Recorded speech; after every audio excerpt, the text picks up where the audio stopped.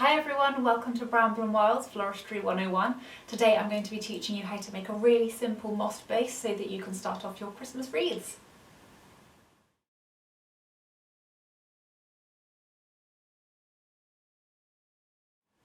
So to make one of these Christmas wreaths, we're just doing the base today, but you will need a wreath frame, so you can buy these from any florist. We actually sell these on our website if you're stuck. This is a 12-inch, but I have made these ones on a 10-inch. You will need sphagnum moss, which is this lovely stuff.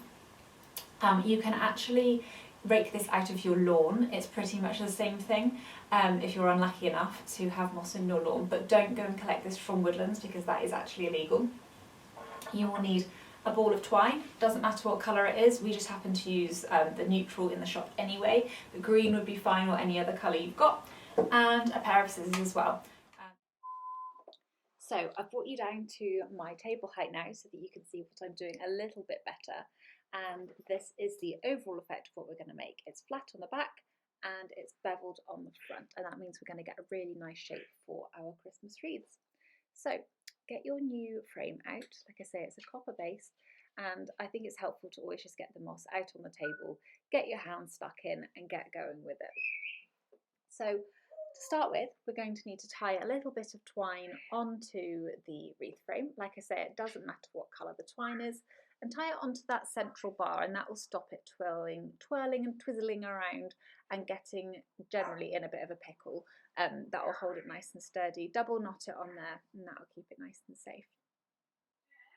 Next up, we want to start adding the moss onto the wreath. So grab a handful of moss and pull it into itself and start to make what we like to call mossages. So these are little hard sausages of moss. They're oval shaped, and you're going to squeeze them, but not so hard that you're squeezing the water out. That's not what we're aiming for. We're aiming for keeping the moisture in, but creating a really hard base. Otherwise, when you start to bind your twine and your foliage onto your wreath, you'll find that it just goes completely flat. So keep your wreath ring and your moss down towards your body and let the string work its way through your fingers, keeping it very tight and very close to your body. Otherwise, it all gets into a little bit of a pickle.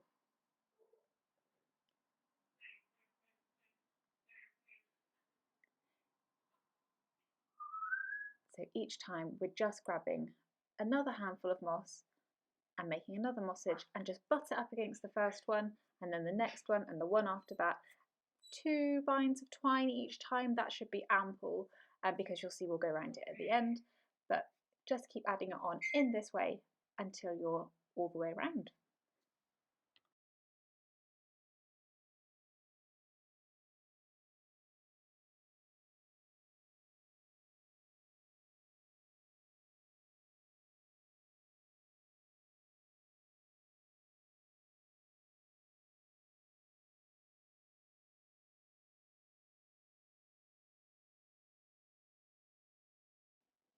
Right, now you can see we're nearly at the end. I'm putting the last few pieces of moss, the last few mossages in here, and that's just filling the gap.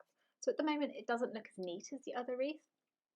You can see that one is much more compact, and so all I'm going to do is go around the whole wreath one last time with the twine. So I'd want to pull it really tight, make sure the whole wreath's really strong, but you don't want to go around with the twine too many times to make the twine visible for a start. You don't want to be able to see it too much.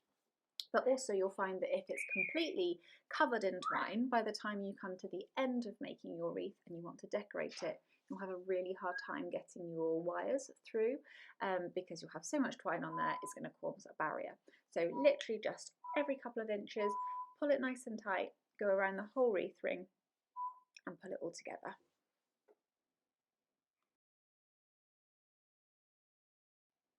Once you've finished going around with your twine, you just need to cut off around 20-25 centimetres and then thread your twine back through the copper hoop. So this will mean that you have a little loop ready for when you want to hang your wreath.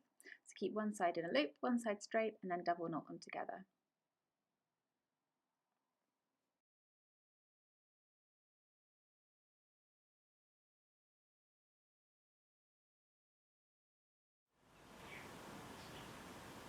So there you have it, a fully mossed frame on a copper wreath base with sphagnum moss, all ready for your beautiful Christmas wreaths that you're going to make. and you know that we'd always love to see them, so do tag us in on Bramble Wild, at Bramble Wild on Instagram. And if you've liked this video today, please do give us a like and a subscribe, and that means that we can make some more videos for you in the future. Happy flowering!